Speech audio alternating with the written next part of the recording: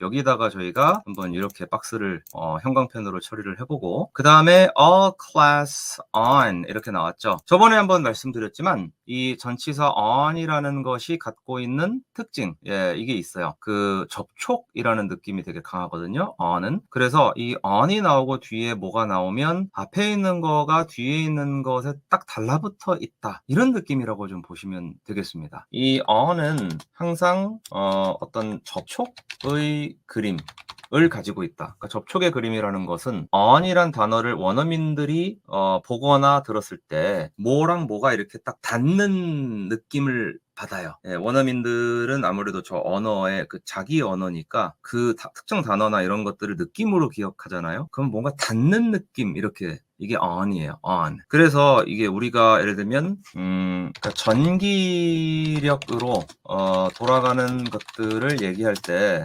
이렇게 on을 쓰거나 off를 쓰는 경우가 많습니다. 예를 들어서 뭐 이렇게 조명 같은 거 켤 때도 turn on the light 그러면 이제 조명을 켜는 거고, turn off the light 그러면 조명을 끄는 거죠. 근데 이 두 가지가 정확하게 on은 닿는 거고 off는 떨어지는 거예요. 근데 왜 그러냐면 전기가 이렇게 작동하려면 전선이 연결이 되어 있어야 돼요. 그렇죠? 그래서 전선을 연결시키는 상태를 on으로서 표현하는 거고, 우리 스위치를 누르면 이제 그 전기가 안 돌아가게 막혔던 상태에서 다시 연결되는 상태가 되잖아요. 근데 이걸 끄면 다시 전기가 안 통하는 상태가 되는 거죠.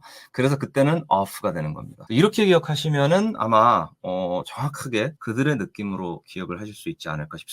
근데 이제 여기서 on을 썼다는 것은 바로 painting techniques라는, 즉 회화 기법들과 밀접하게 관련되어 있는 그런 클래스예요. 그래서 이 같은 한국어로 뭐뭐에 대한이라고 번역을 하더라도 on과 about이 주는 느낌은 조금 다르다고 그랬죠. 어떻게 다르냐면 뭐뭐뭐가 나오고 on하고 그 뒤에 뭔가 그 주제가 나오면 그 주제와 좀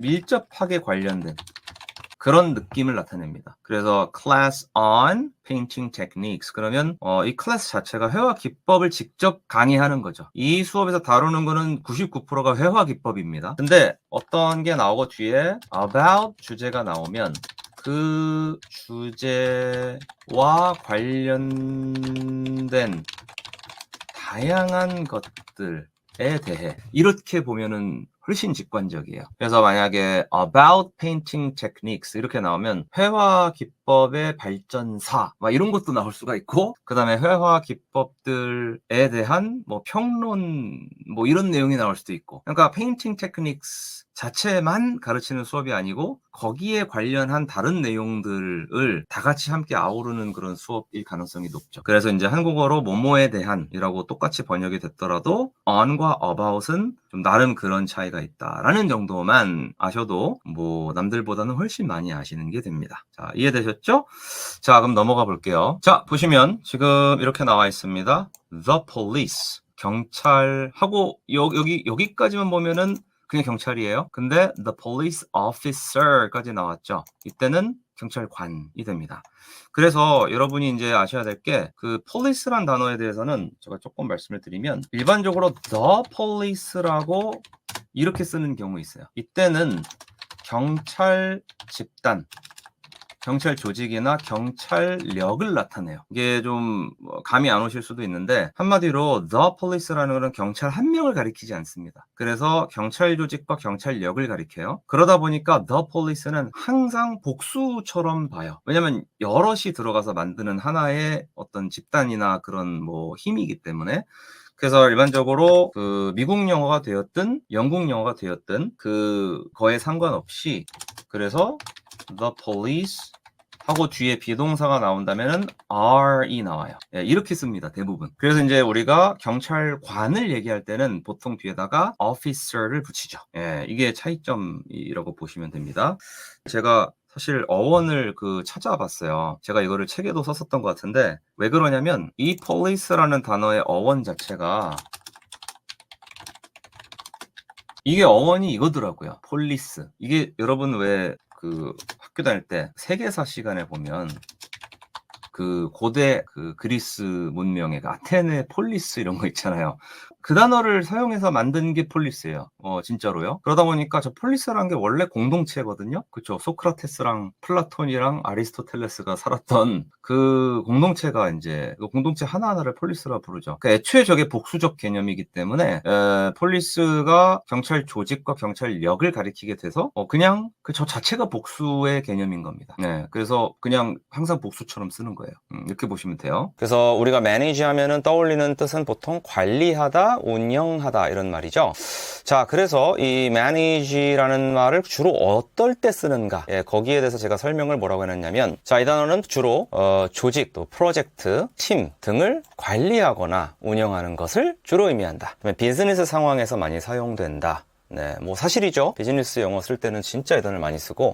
자, 그러면 거기에 맞게 한번 빈칸을 한번 채워보도록 하겠습니다. 자, 지금 보시면 첫 번째 이렇게 나와 있는데요. 자, 일단 I가 처음에 시작해서 나는이라고 확실하게 밝혀주고 있죠. 자, 그 다음에 뒤에 보니까 a team이 나와요. 자, 그러면 내가 뭐뭐 한다, 그리고 어떤 한 팀을, 이렇게 되는 겁니다. 그래서 지금 이게 어디까지냐면, 자, 나는이 여기 나왔고, 여기가 관리합니다가 들어가겠죠? 그 다음에 이 관리하다라는 동사의 목적어는 바로 a team인데, 이 team이라는 단어 뒤에 of가 붙어서 얘랑 연결이 되고, 그 다음에 이 팀이 그러면 어디에 있는 팀인가는 바로 또 이걸 통해서 얘랑 연결이 됩니다. 자, 일단 여기다 단어를 써 넣어보고 그 다음에 또 추가 설명드릴게요. 관리하다란 말 방금 봤죠? 네, manage란 단어가 있죠? 자, 그럼 여기다가 manage를 써볼게요. 짜잔! 제가 써 넣었습니다. 자, 그래서 지금 보시면요. I manage a team of employees at the company 이렇게 나와 있어요. 해석은 보통 이렇게 되죠. 직원들의 어떤 한 팀 이렇게. 네, 그래서 어떤 이 직원들이요. 어디에 속해 있냐면 어떤 한 팀에 속해 있는 겁니다. 그래서 직원들의 팀을 한국어로는 이렇게만 나와 있고 그 다음에 이제 마지막에 at the company라는 말을 이렇게 볼 수도 있어요. 그냥 여기까지 내용을 한번 자르고 이렇게 잘라서 그냥 at the company를 전치사 플러스 명사는 보통 부사 역할을 하거든요. 그래서 문장 전체에 어떤 의미를 더해주는 그런 식의 부사로 보면 앞에까지 이제 문장이 완성이 되는 거죠. 나는 직원들의 팀을 하나 관리합니다. 근데 제가 어디서 그러냐면요. at the company. 회사에서 그럽니다. 이런 식으로 부가 설명을 하는 걸 수도 있고 또 하나는 이 employees들이 그래서 어디 있는 employees들인지 그런 거를 이렇게 연결해 주는 걸로 볼 수도 있고 그러면은 이제 또 여기 제가 이걸 지워야죠. 그래서 지금 전치사 플러스 명사 일반적으로 이런 거를 부사 역할을 한다 그럽니다. 근데 부사라는 것은 언어를 좀 초월해서 상당히 좀 자유롭습니다. 위치도 좀 자유롭고 뭐 그것을 어떤 말을 수식하는지 보는 것도 그 잣대가 아주 엄정하지는 않기 때문에 이거를 employees 바로 뒤에 붙어서 employees들의 그 어디 회사 애들인가 뭐 이런 말인지 이렇게 보셔도 괜찮고 아니면 내가 어디서 그래서 manage를 그렇게 하는가 그거를 밝혀주는 걸로 보아도 괜찮다. 예, 이것이 나름 저의 팁이라면 팁 되겠습니다. 여기서 먼저 이제 제가 좀 짚어드릴 것은 여기 너라고 써 있죠. 그러면 이제 특정한 그 주잖아요. 일반적으로 아무 앞뒤 맥락 없이 이렇게 나오면은 보통 그 해당 주입니다. 그러니까 지금 이 말하고 있는 사람이 시간상 속해 있는 바로 그 주가 the week라고 표현이 돼요. 그래서 I need to 하고 자 여기는 지금 오늘 무슨 단어죠? 지금 이게 organize라는 단어를 쓰기로 했죠. 그래서 organize 한번 넣어볼게요. 자 organize를 넣었어요. 그러면 나는 뭐뭐 해야 한다 이렇게 됐죠. 그래서 이 need to가 뭐뭐 해야 합니다 정도가 되겠고 이제 organize란 말이 여기 나와 있습니다.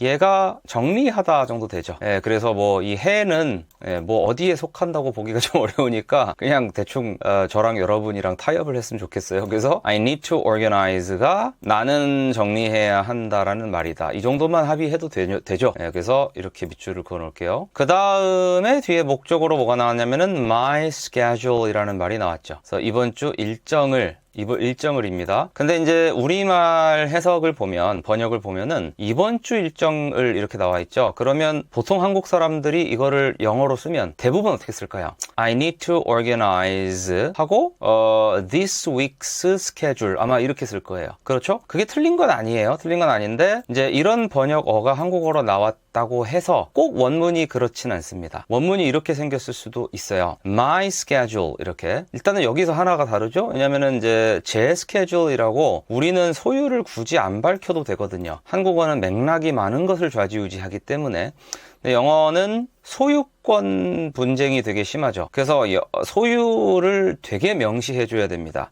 그래서 이제 my가 나온 거고, 이거는 번역이 안 되어 있죠. 한국말로는. 그 다음에 일정이란 말 나오고, 자, for the week라고 나왔어요. 그래서 이 내 일정이 무엇을 위한 것이냐, 바로 the week. 아무 맥락 없으면은 이번 주예요. 이번 주. 이 사람 말하는 사람 입장에서 이번 주. 그래서 이번 주를 위한 나의 일정, 이렇게 되는 거죠. 그거를 좀 유연하게 해석하면 이번 주 일정이 되겠습니다. 자, 그렇죠? 예, 그래서 이제 이거랑 좀 연관 지어서 우리가 알아두면 좋은 표현 중에 이런 말이 있습니다. 비동사를 쓰고요. 그 다음에 done이 이제 do라는 뭐뭐뭐 하다, 이거의 완료 수동 표현이죠. 과거분사라고 하죠. 그래서 완료된 이건데 for 하고 뒤에다가 the day라는 말을 쓰는 경우가 있습니다. 이거는 무슨 말이냐면 오늘 일과가 났다라는 뜻으로 많이 써요. 예, 그래서 물어볼 때도 상대방한테 Are you done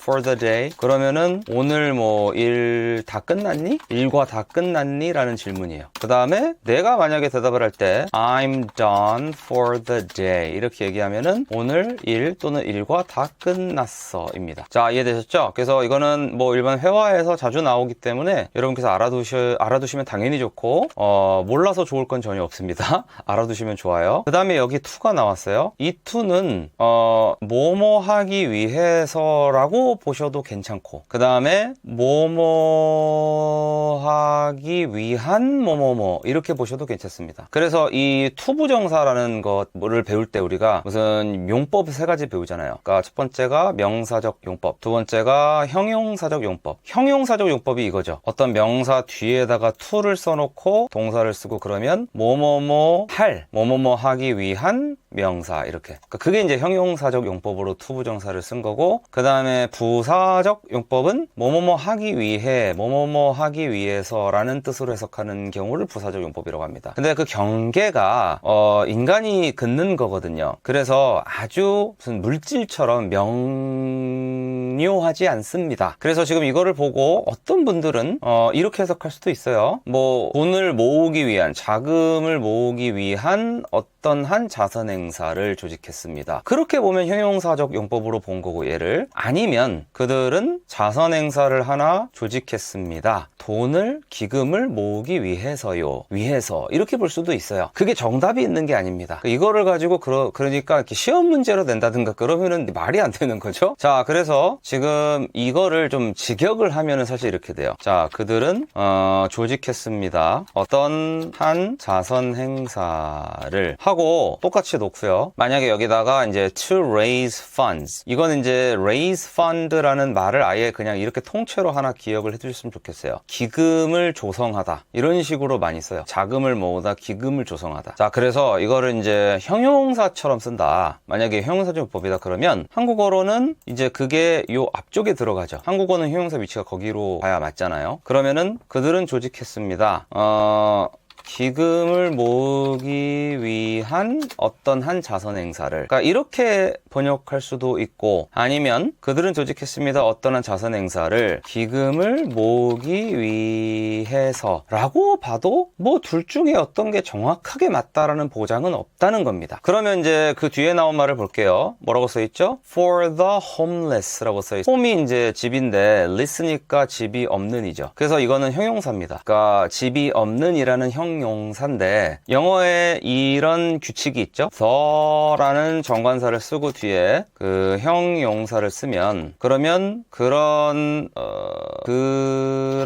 특성을 가진 여럿이라는 뜻하는 명사와 같아집니다. 그래서 우리가 이걸 대표적으로 알 수 있는 사례가 the하고 뒤에다가 poor 이렇게 쓰면 이게 뭐냐, 빈자, 가난한 자란 뜻이에요. poor 자체만 보면은 가난한이거든요. 근데 the poor 그러면 가난한 자, 정확하게는 가난한 자들. 그리고 뭐 the rich 이렇게. 이 rich는 물론 부자라는 명사도 되지만 부유한이라는 형용사로도 쓰입니다. 그래서 위에 거랑 마찬가지로 이건 어떻게 되면 부유한 자들, 그다음에 부자들 이렇게 되죠. 그래서 the poor, the rich and the poor. 이게 그 정치 영어권 정치인들이 이제 한국 정치인들이 가진 자나 가지지 못한 자나 뭐 이런 말 하듯이 부자나 빈자나 그럴 때 종종 자주 왕왕 써먹는 표현입니다.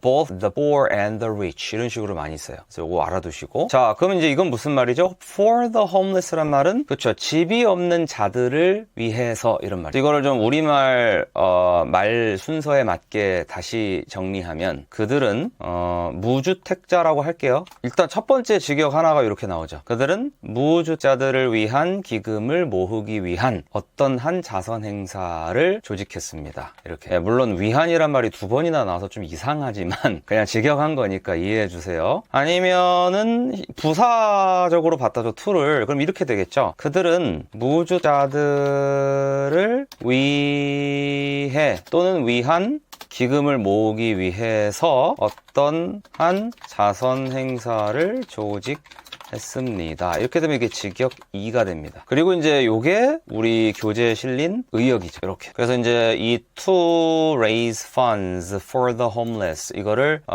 이제 그 형용사적으로 봤다. 이 to 부정사를 이 부분을 그러면 이렇게 되는 거죠. 이게 직역 1번이고 그다음에 부사적으로 봤다 그러면 뭐 이렇게 되겠습니다. 이해가시죠? 그렇죠? 오케이. 그 제가 이거는 이제 지금 새로 쓰고 있는 퇴고 중에 있는 그 문법 책에도 아주 상세하게 실릴 예정이고 그동안도 많이 했어요. 그래서 뭐 또 해야 되나 싶지만 선생님들이 저지르는 가장 큰 실수는 이걸 굳이 또 설명해야 되나라는 그런 실수라고 합니다. 학습자들은 그걸 굳이 또 설명해줘야 될 경우가 대부분이고 선생들은 자기들이 맨날 그 얘기를 하고 다니니까 내가 많이 했다고 착각한다고 제가 어디서 읽었어요. 그래가지고 그걸 감안해서 제가 또 설명을 하면은 to라는 단어 자체는 그 어떤 뜻이라고 보기가 어려워요. 이것은 일종의 기호와 같습니다. 영어에서 to란 존재는. 근데 여기다가 이제 뒤에 동사 원형을 써요. 여기는 테스트가 쓰였죠. 제가 동사 원형을 그냥 이렇게 표시하겠습니다.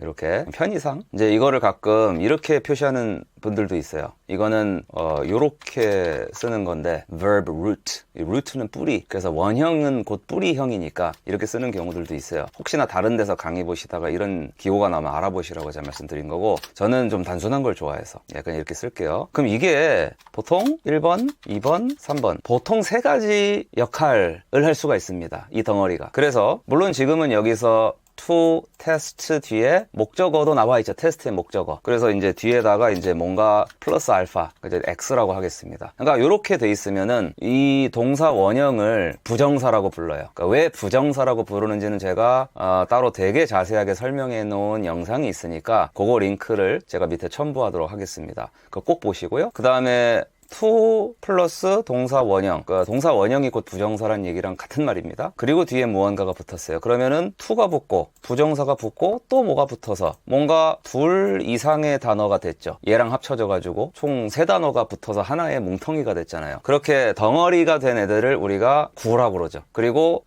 덩어리라기보다는 뭔가 주어 동사가 들어있는 뭔가 주어와 수어 이런 것이 들어있는 그런 덩어리는 우리가 절이라고 부르고 절은 아니고 그냥 덩어리면 구라고 부르고 그렇죠. 그런 차이가 있어요. 그래서 이게 to 부정사 구인데 to 부정사 구들은 세 가지 역할을 합니다. 1번 명사처럼 쓰이거나 두 번째로는 형용사처럼 쓰이거나 세 번째로는 부사처럼 쓰인다. 이게 이제 우리가 잘 알고 있는 그건데 자 명사처럼 쓰인다는 말은 곧 뭐와 같냐면은 뭐뭐 하는 것 또는 뭐뭐 하기 라는 말로 해석이 되면은 명사처럼 쓰였다는 거예요. 그래서 지금 이 이 뭉텅이만 딱 봤을 때, 요것만 봤을 때 제가 설명을 좀 더 쉽게, 예컨대 백지에 그냥 이 글자만 따다닥 떠 있어요. 그러면 이게 무슨 뜻인지는 알 수 없습니다. 왜냐하면 이거는 명사처럼 써서 그 가설을 테스트하는 것이라는 말일 수도 있고, 그 다음에 앞뒤로 무슨 단어가 나왔느냐에 따라서 두 번째로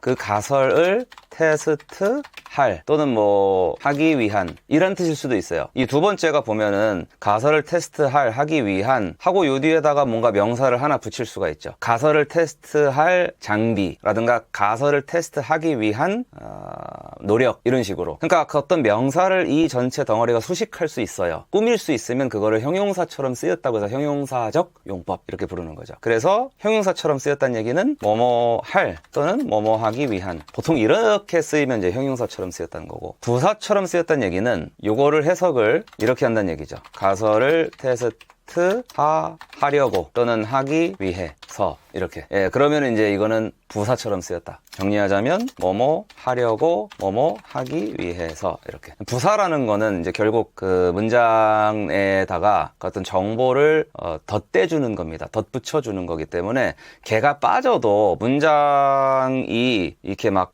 뭐라 그럴까요? 어그러지지 않아요. 그러니까 어그러지지 않는다는 말은 완성되지 않은 어떤 의미를 가진, 의미가 종결되지 않은 그런 문장으로 보이지 않는다. 그러니까 부사의 특징은 그런 겁니다. 부사를 빼도 나머지 애들만 가지고도 의미가 하나가 딱 완결이 돼요.